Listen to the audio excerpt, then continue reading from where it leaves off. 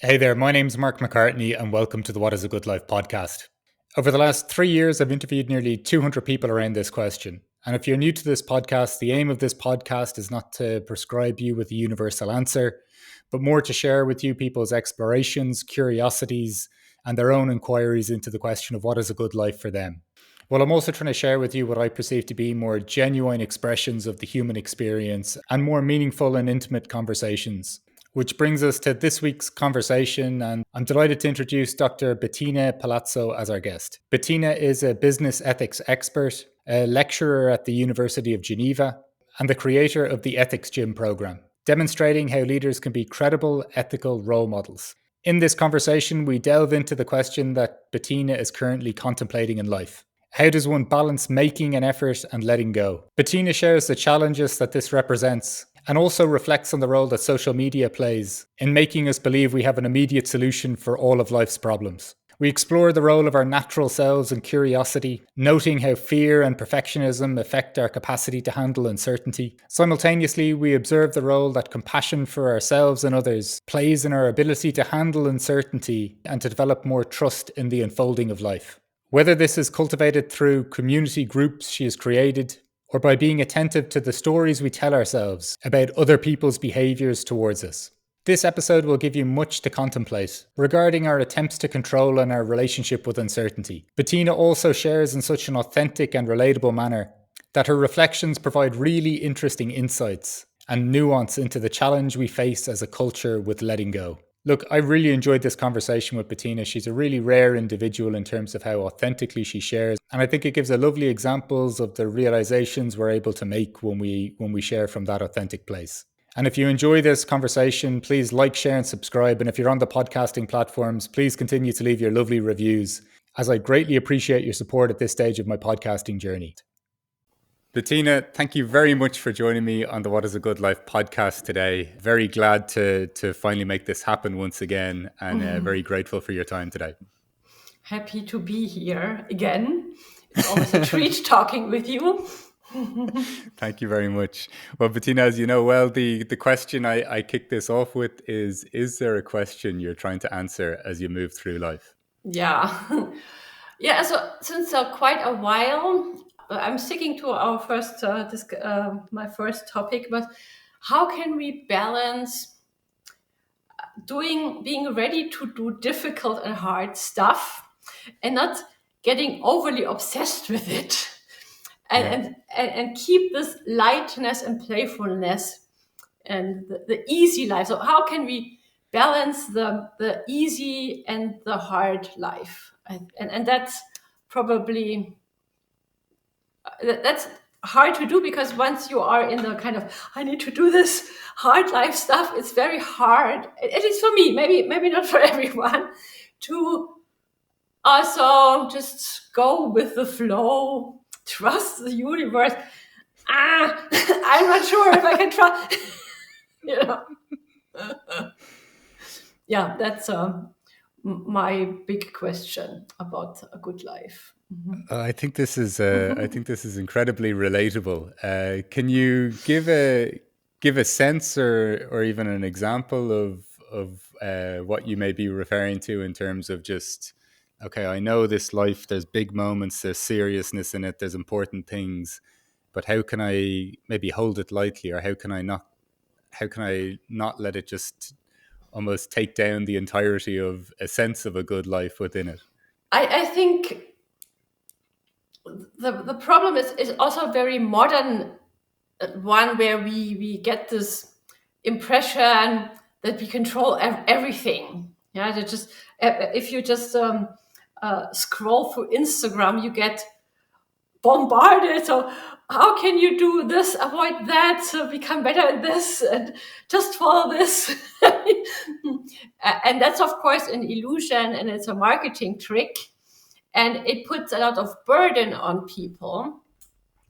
But on the other hand, so I'm very much torn between, because I'm coming from a family that was very much into solutions and not just letting it, let's hope for the best kind of spirit. Yeah.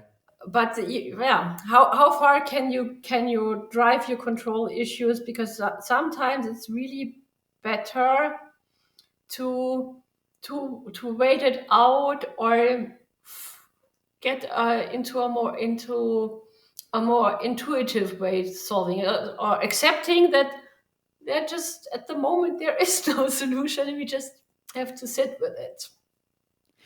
Yeah, but this is I think this is one of the, as you say, there's a kind of certain delusion to some of the things that we think we're controlling. And I think that's why it makes this era seem so frustrating, because if you say to somebody, I'm feeling this, then they can say, oh, how's your sleep? Have you monitored your sleep? Have you done this? Have you done that? And before you know it, like, there's Do a yoga. strange, yeah, like, just you're stressed, do yoga. What's wrong with you? And I've said it before in a few podcasts. I've completely done this before, where I started meditation and started telling people to meditate, and it's really annoying. And with I really was, and but there's this thing, like, of course I could tell somebody, if they didn't consume any technology, if they only ate healthy food, if they meditated, did yoga, exercised, that their life may be better. But being a human just isn't about knowing what the right intellectual information is. It's a mix of so many things. Yeah, that brings back to mind an old postcard I came across during my studies that said the recipe for a good life is healthy eating, discipline. The recipe for a happy life is eating junk food, partying all night. Yeah. So And how, just for your sake, then, when you say you're coming from a family that very much had solutions, and now you're exploring, I guess, ideas or concepts that maybe move away from that, how has your journey been with maybe trying to perhaps let go of some of control, or an acknowledgement of, I don't know, maybe even our own humanness, right? well, as we talked about it about parenthood before, I mean that's the big wake up call, where you see how powerless you actually are, because well, in a way you're fully responsible for another human being. Yeah, but try to convince a toddler that he or she can't have this or that now, or a teenager to study. Good luck with that. so I guess that's my own inner conflict, because on the one hand side I still believe very much in, I just have to think hard enough to figure it out. And sometimes you just it takes also time to figure it out, and you're not there yet. And yeah, and knowing when what want to do what is of course hard, like in like no, I'm also an entrepreneur, so like in sales. So how annoying should I be with a prospect? Should I how many emails do I write? When do I give it up? Or yeah, because sometimes yeah, they're also in sales, it's very much a question of timing. You can't really control. You have to be out there, be visible, and but then in the end well, really salespeople, they have a whole process, and they have their list, and it's, you can do on LinkedIn, all these gurus tell you how to do it. Yeah, again, we have this kind of solution how to do it, but there is a certain amount of luck in this as well. That you Yeah. are there at the right time with the right person, with the right topic. Yeah. Just out of interest, when do you feel most comfortable with uncertainty? Oh, that's a great question. I think I'm quite easy with kind if it's little thing. I mean, we all have different kinds of fear. So if I will catch the train, or if traveling, or what will. So this I'm quite comfortable. But kind of the big things about health, about family members, that's probably the more uneasy ones. Like, are there processes which you get involved in where you're, or even if it's your work, like, and you're creating something, like, are there, or even if it's creating content, like, are there moments where you're or where you're comfortable with the unfolding of whatever it is that you're kind of creating? Yeah, that's one of the big blessings of age, that gets so much better. Yeah, I know. In my 20s, I tried out journalism for a while, and I did an internship at my local newspaper, and still with typewriters, and it was gruesome for me because there you need to write stuff fast. It's just really not my thing. And now over time, and the thing is, you don't really notice so much your progress in things like creating and writing, but all of a sudden you realize, oh, I can do this so much easier now, and I can basically just get into stream of consciousness, and then I look at it and I think, oh, okay, that's not so bad. And the German TV show presenter, Rudi Carrell. I don't know if you know him. He was big in the 70s. So Yeah. Rudi Carrell, I didn't know that he's also a philosopher. He said you can only push stuff out of your sleeve if the sleeve is full. Right. So that's I guess that's the thing. What you need to do when you're younger, you put lots of stuff and experiences in your sleeve, and then the reward is coming when you're older, because then this gets easier. Yeah. Yeah. Yeah. Before we actually talked today, I was reading a book called Anam Cara by an Irish philosopher called John O'Donoghue. And he wrote, it's just made me think of what you're describing here earlier, which is, he wrote that our will can get things done, it can get external things done, but there's something about either our soul or our mindfulness that attunes to our nature that allows us, it still gets things done, but it happens in a different way.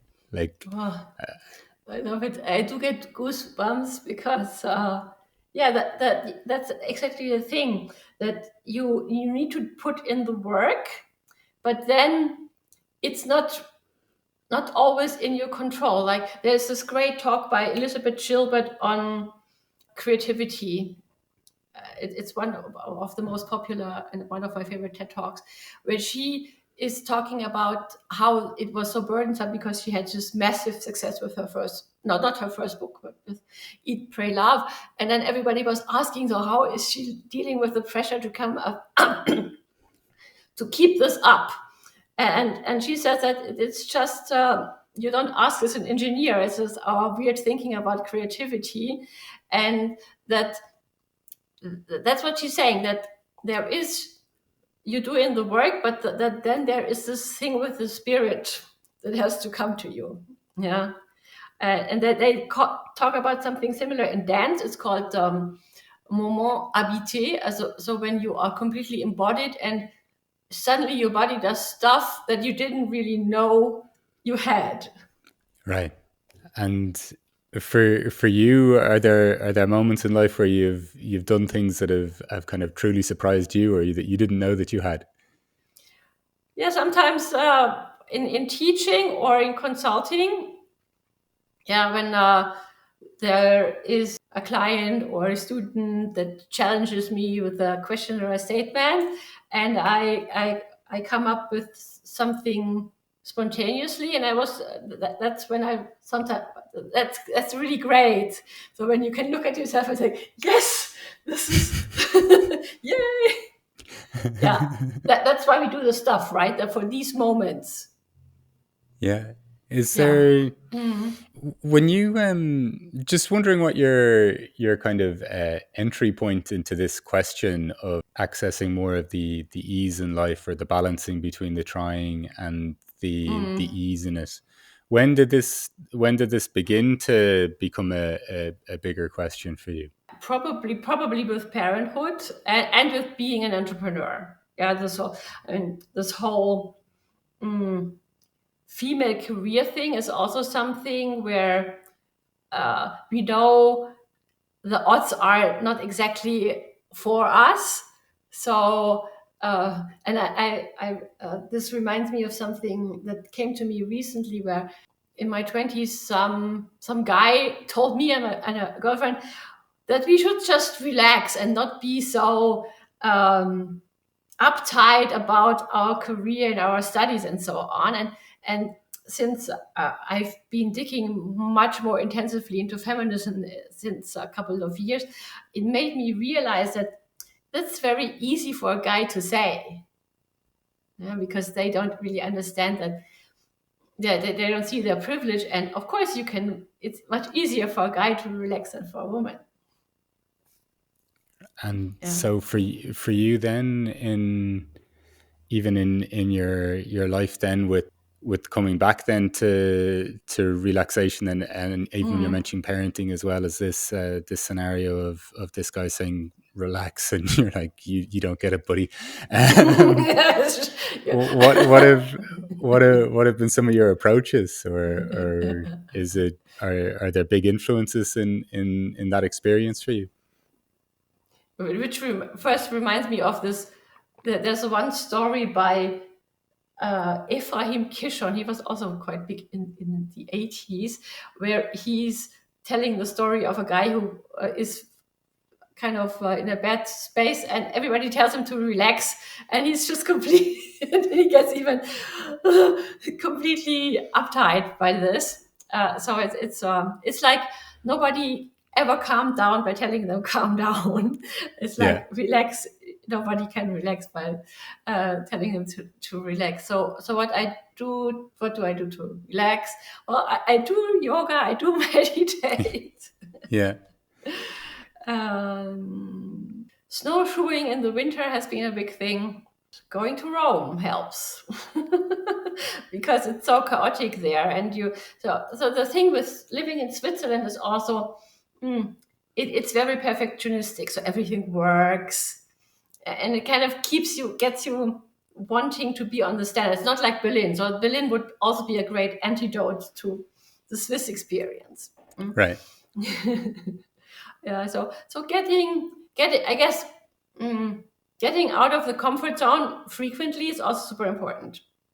When you were mentioning earlier at the start that it's that there's so much in our modern society, whether it's solutions everywhere, whether it's content online, I think it almost makes us even more uncomfortable with the fact that there could be anything that could be perceived as slightly wrong in our lives, because there is a solution.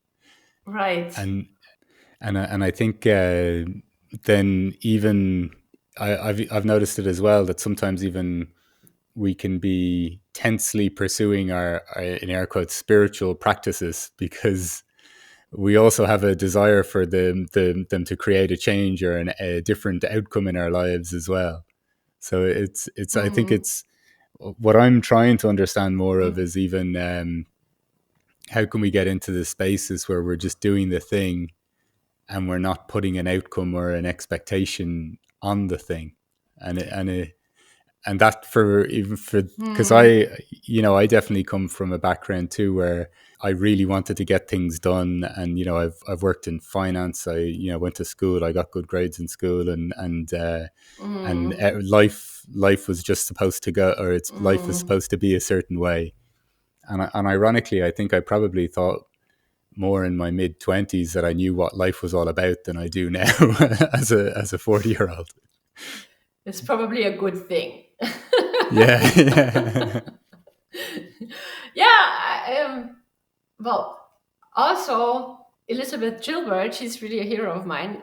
In her book The Big Magic, also about creativity, she says that perfectionism is actually fear in disguise.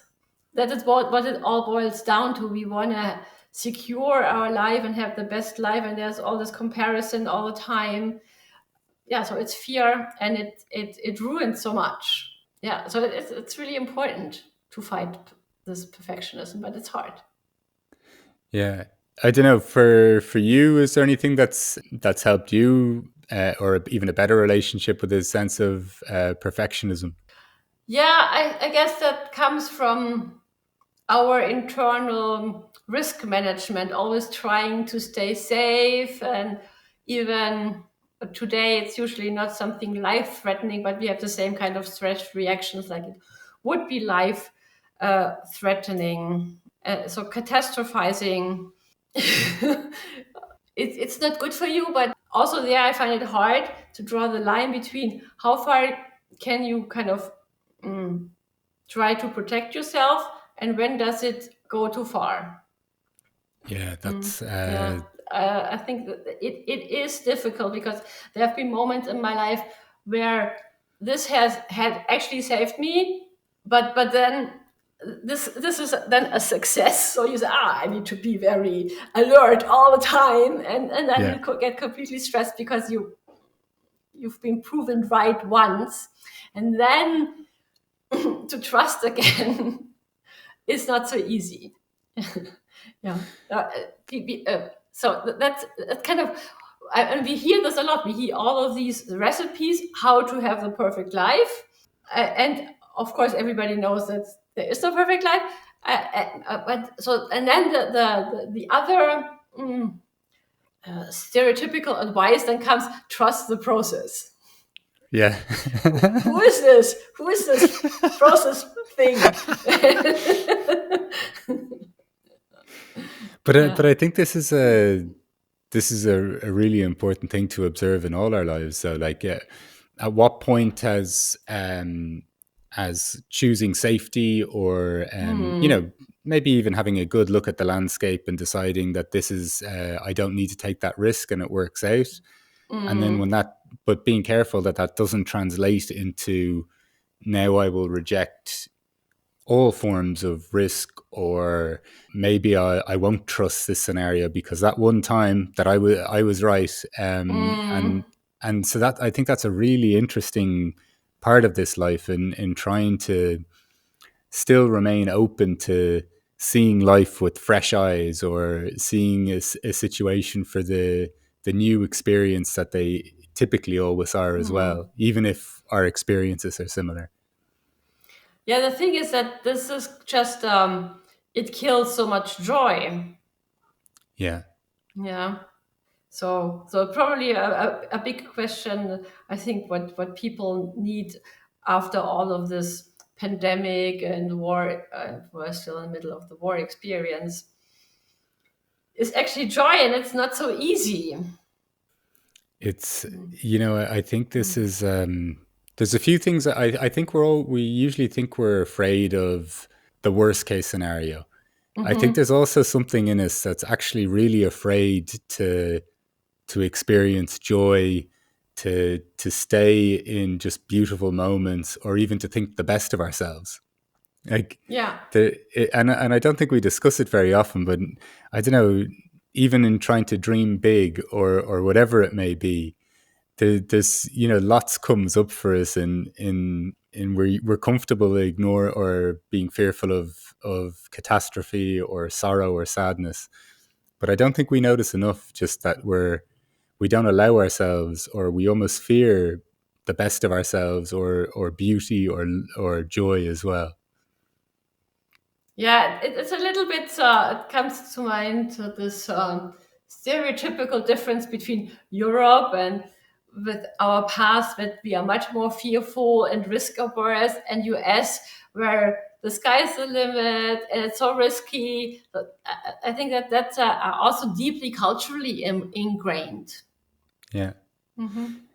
And when you think of in life, like, moments where you were talking about joy there, but like of maybe perhaps deep contentment, what are the first things that come to mind for you? Deep contentment. That's a challenging one for me.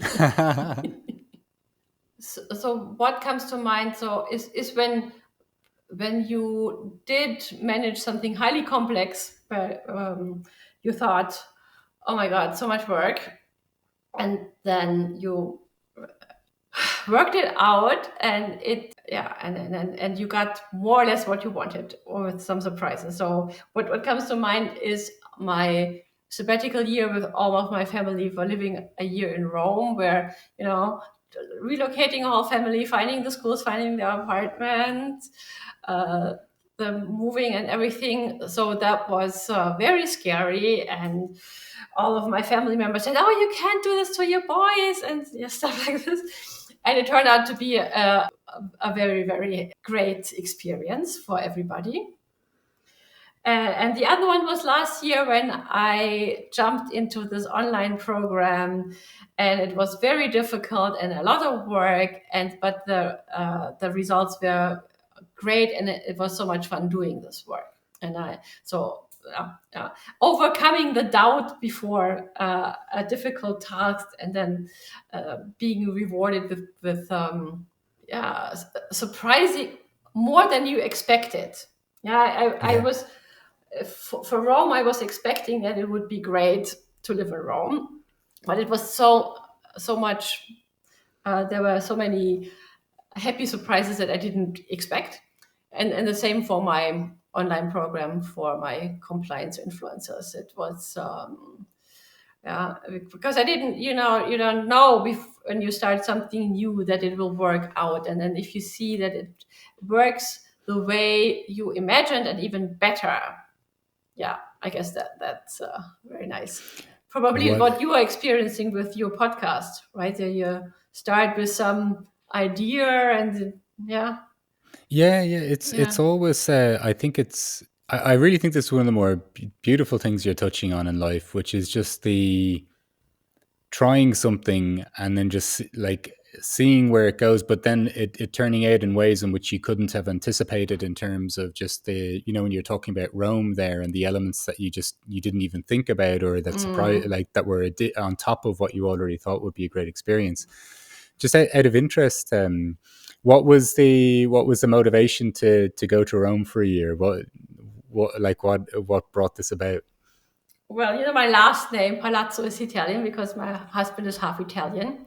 Yeah, My grandfather was from the north of Italy, and we both always wanted to live in Italy for a while, and the choice for Rome was more or less natural. yeah, And was yeah, it's an amazing city. It's very if you go there, you feel at home after a week. right. Yeah, and then there's food and climate and beauty and art and history. So it's very it's irresistible. Even though it's a very difficult city, it's chaotic and nothing. The public transport doesn't work. It's dirty, but that doesn't really matter. It matters to the Romans if you have to live there all the time Yeah. on an Italian salary. That's not so much fun. What about the experience surprised you then? Like when you're there, you've had this, experience that you're Yeah. building up to between you and your husband's family relations and what you've dreamed of. When you're there, then like what was the experience like? Were there things with your family that surprised you about living in this new environment? Yeah, I hadn't really expected that. It is really a very unifying effect on the family. So you're really they're in this together. That was very nice, and seeing my kids go to Italian public school and learning Italian, that was a great experience. And it's I wasn't prepared to just how strong this Roman spirit is, that you feel so at home, that you make friends in the bus. Yeah. Yeah, and that you can go to the beach in October. the, there's a I think sometimes I don't know if you ever get this feeling, but there's sometimes where I feel like the vibration of a city or a place Mm, resonates with what I hmm. am all about at a particular Right. point in time. Yeah. Yeah. that's that's and I'm not the only one. Rome has this for many people. Yeah. Mhm. Mhm. When you had the experience then last year of going through this online course and then it becoming something more than what you thought it would be, what was that? When we talked about almost the idea of perfectionism, Mhm. the forcing and the will and all of these different things. What do you think allowed the course be? something even more than you expected? Like, what was there something in that process that surprised you? Yeah, it's the participants. Right. Yeah, that's what I imagined it to be, because I've done myself online programs myself for myself, and you get, of course, you get the content and the learning from the person who creates the course, but you can't really predict the interaction with the other participants, and that was just fantastic for my course. Yeah, that they were all different. They all brought such more um, insight to the course and creativity, and it probably like chemistry, because I can come up with contents and exercises and tools, but then they can just sit there and don't do anything for my participants, or I'm, yeah, it happened to me before when I thought, oh, this is a great exercise, this is a great tool, and then I tried it out and it was kind of lukewarm. But with these participants, I had ever so often that I had proposed something and they just picked it up and created some sparks with it, and that was so nice. And they and for them, just because they were all peers, they were all working in compliance, just seeing that they were all facing the same challenges was also extremely valuable. It's really beautiful, though, isn't it? The sense of when we're talking earlier about how much we try to predict things and what's under our Hmm. control. And then what's magical in this experience is the thing that you couldn't control, which is obviously you can try and create the environment, but in this, the way that these people on the course took things, they created things, even the energy you're talking about with that, like it's, it's kind of really love. I think sometimes the beauty in life is the things that we absolutely can't control that we just get to Right. observe. Yeah, and plus, as a consultant, then you often, I was sometimes amazed because I thought this is nothing special that I showed them, and I loved it because you tend to underestimate what you have in your sleeve. Yeah, yeah, yeah, yeah, yeah. And It's then, yeah, so getting this appreciation is yeah, that's why I'm a consultant. Yeah, because I get a kick about supporting people. Yeah, that's probably part of the perfectionist stuff. Yeah, but making their life easier. So yeah, yeah. I think it was could have been Henry David Thoreau that said to make one life breathe easier is to have success. Yeah, yeah, I adopt that. Yeah. With what comes up for you, Bettina, with the sense of supporting people? What sensation or what's that experience like for you? Yeah, that's super important and so rewarding. mm, that I guess it gets underestimated. So that was one reason why I also started a community, my compliance cappuccino club, where I have online mastermind sessions every 3 months.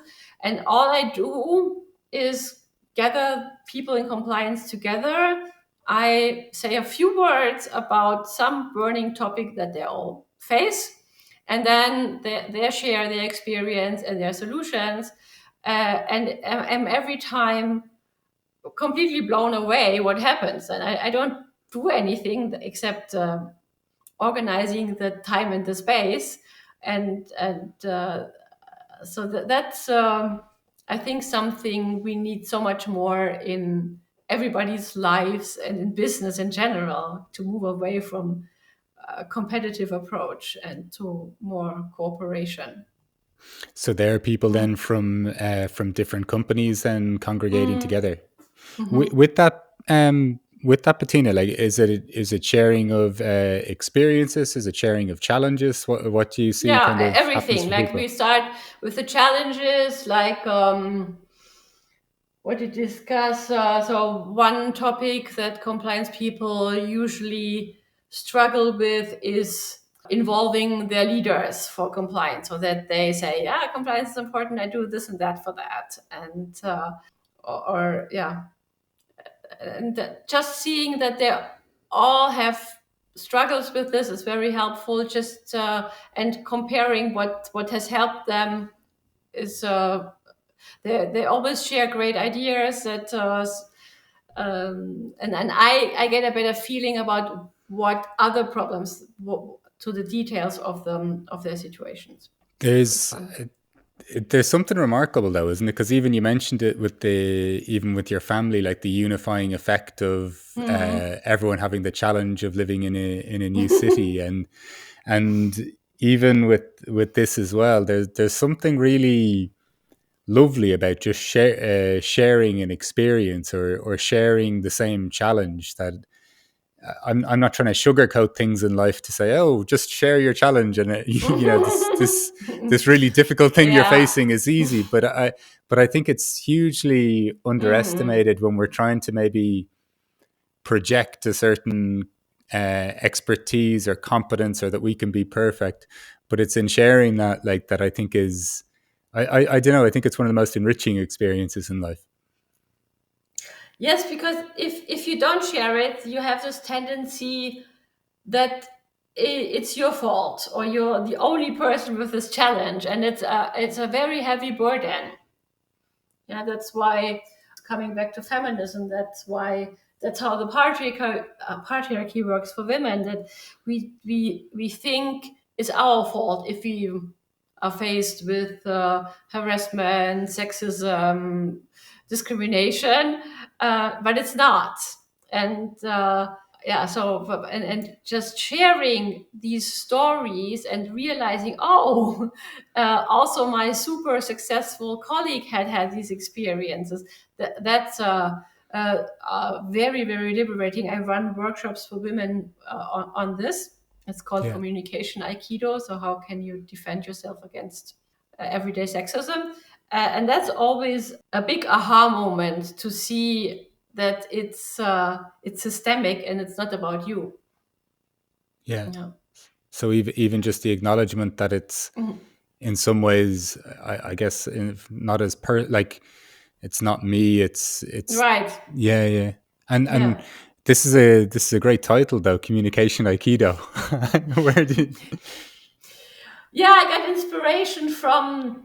There is a book called "How the Way You Sit, Stand, and Walk Changes the Way." I don't get it together, but well, it's called Leadership Embodiment, and she passed away recently.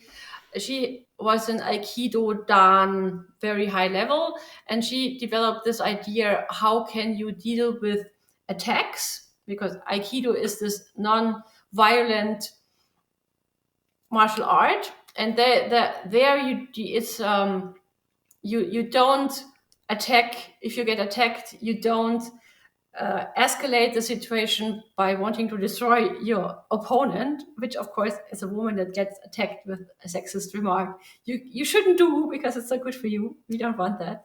And there you just you what you want to do is pick up the energy of your opponent and guide it around, so they are, you take away their need to attack you and bring them on a better path. So that's the idea, because the what most of the times happens in these kind of situations is that women don't do anything, or they get overly aggressive, and that doesn't help either. So I figured out something, how I call it the fierce grace method, because it's kind of balances your energies, so you can stand your ground, define your boundaries without creating defensiveness in the other side.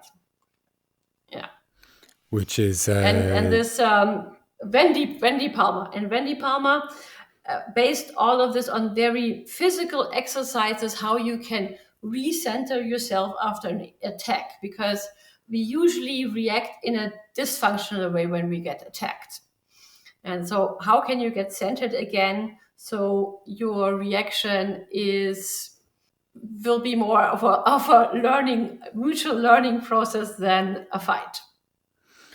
And just out of interest, what are some of the techniques then for recentering yourself? Because I could probably do with this too, if in terms of, just where I don't know, when we feel threatened, when we've been like when somebody has said something, even particularly if we find it very personal or threatening.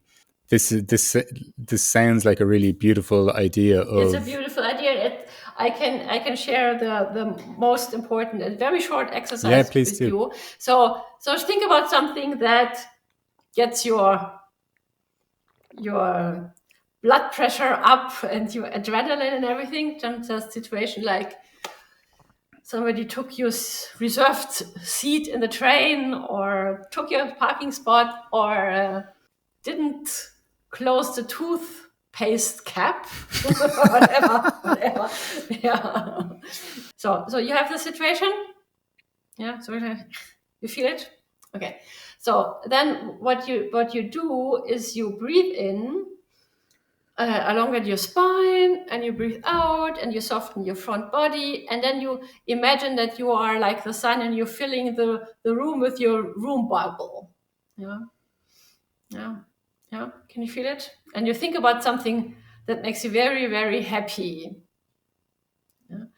And then you imagine, and you include this annoying person or situation in your room bubble. And then you think, we are in this together. And then you can start the conversation again, because you'll feel completely different. And also your opponent will feel included and not in a fight, which unavoidably will lead to escalation. Ta-da! But I tried to do this with my teenager. The difficult thing, of course, is to get this in your muscle memory to always react this way and not getting your amygdala triggered. But it's I don't know. There's something really nice though, even about just the intention of this, and then the recognition that this is something I would like to try, and then the repeated practice of going back to it. Because one thing I find very interesting in life when you mention some of this is just like how sometimes even I can be conscious of the fact that I'm being triggered in the moment. And I know my patterns at this stage. It's not for lack of looking at them. It's not for lack of understanding the pathological theory behind why I behave like I do sometimes. And then even I think it's just opening up, even like this practice of just opening up a small bit of space. Exactly. Even if I crush it, but I've still had the experience of trying or playing with this space, or opening up space, or even opening up compassion for myself, or in myself for somebody else, and not knowing that this isn't a linear process either. That it's not like if I go to the gym and I do X amount of exercise and I eat X amount of calories that I can expect a certain result. To know that when we're playing some of this emotional game, or that when we're involving something with more depth, that it's just so much more unpredictable than we can imagine sometimes. Yeah, so compassion is a big thing for me also in the moment, because I don't really know where it comes from, that this trigger thing that we are not triggered by what is happening. We're triggered about the story that we tell ourselves about it, or that come up spontaneously in ourselves. So and finding, as you said, this space where you not just go on autopilot and react and become aggressive, or hide, or retreat, whatever. That's so that it's difficult, and as you said already, just this attitude that you are saying, okay, I'm trying to have compassion for myself, but I'm also trying to have compassion for the other person. What's going on for them, and how can I tell myself a better story? How can I assume positive intent? But because it's annoying. We always have this tendency, but it's true, right? We always have the tendency, it's probably our risk system, Yeah. to think they're out to get us, they're mean, they're Yeah. stupid. Yeah, that's Yeah. Like another thing I'm working on at the moment. like somebody couldn't possibly have done that to us just because they're being a little bit careless and they've made Right. a mistake. No, no, no. They're out to get us. Yeah, and it's also it's kind of fun because that kind of puts you in a superior position also. And there's both, there's protection and also feeling better, and then and this compassion thing is all for me at the moment also very important for my work in compliance, because there you have the same kind of dynamic. You have the compliance people who need to look out that people don't break the rules unintentionally or intentionally, and that risk to infringe the autonomy of their people. Yeah, they think, oh, I'm a good person. I Yeah. don't need somebody to tell me what to do. I'm not influenced by a bottle of champagne by my supplier. Yeah. Yeah. Yeah. Yeah. Yeah. And so so there is this conflict between these two sides, which has not been working very well for compliance, because they're not very loved in the company, and it can easily lead to the rebellious teenager effect, that just because there's this rule, I want to show them that I'm smarter. So that's why I also think that compliance people need to work much more with compassion with their people. Yeah. Yeah. It's I think we may be surprised in life just how many times a controversy or a scandal has begun because a human has made a mistake and they didn't want to admit it. Right. You know, not necessarily Yeah. because of a Big time. malevolent act or, but yeah, it's really, I don't know, even during the course of the conversation, Bettina, like I don't know, I get what we've been talking about from at the start of Mm-hmm. this, you know, how can I relax more with the moment, or how can I let go more? And I don't know, even this idea of compassion, I think is really interesting in that as well, even in not assuming the Oh, worst of yeah. ourselves or other people as well. You really always bring out these great connections I didn't even realize. It's a huge skill of yours, that it this compassion approach is actually helpful to relax more, because you will be much more effective if you understand the other side instead of trying to push your will on them or on a situation. It doesn't matter. Yeah. Yeah. Oh Yeah. God, that's a nicely way you put it. Like, because that's I think that's so much at the root of so much of what we're doing at times when we're having conflict with people or disagreements. We're trying to force our will on a situation, and sometimes over really unimportant things. And you said something that I'm definitely going to take from this is really to pay attention to the story that we're telling around whatever anyone Mm-hmm. else is doing, because Mm. in that, I was thinking even with, you know, some of my close relationships where I've observed myself react completely differently to the exact same action that happened in different days. And so, how is it about what the other person is doing if one day it could make me laugh out loud and the other day it could make Yeah. me this ball of frustration and tension, and how could you do that again? You know, which is really, I think it's very empowering as well, because if we, like, Mm-hmm. what story am I telling about what this other person is doing right now? I think that's a really important reflection, as well as what you just noticed there Yeah. with regards to understanding. Yeah.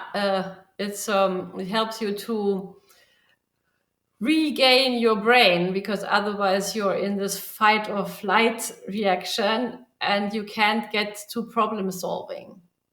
Absolutely. Yeah. um Hmm. Bettina, after our own personal revelations there for what we'll probably maybe have some different conversations with people after this Yeah, talk. that would be a great result.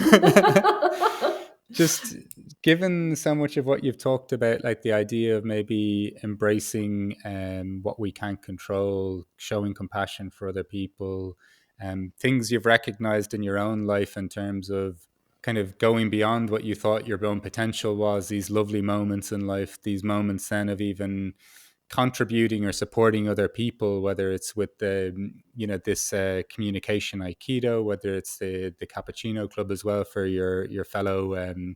practitioners in compliance, even noticing like the novelty of experience and the unifying experience of facing a challenge as a family and moving elsewhere. Just to finish off with the question that I obviously end with is what is a good life for you, Bettina? Yeah, I should have prepared better for that one. Such a big question. Yeah, good life is when you most of all stay curious and um, curious and compassionate with other people. Yeah. Yeah, and And I ask think, many questions. yeah, and Like I'd even, you. I want to learn how to ask great questions like you. flattery will get you everywhere. Thank you very much.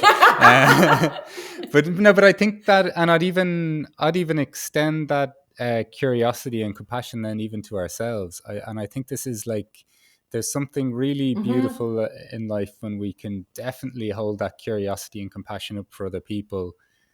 And then I guess when we see what we find out about other people, kind of make some of those same understandings for ourselves. Like, oh, they were just stressed. They were just a bit anxious about something. They're Hungry, snapping. Yeah, tired. they're tired. They're getting angry at me because ultimately they want the best for me too. And I don't know, just something in that, like where we can, Mm. when you were talking about perfectionism earlier, something in that where we can just all give ourselves a little bit of a break while striving to once again Right. surprise us and overcoming what we thought our own potential was, or going further than that. Look, Bettina, I really enjoyed this conversation with you. I really enjoyed all that you shared, and thank you so much again for giving me your time here on the What is a Good Life podcast today. Always a pleasure.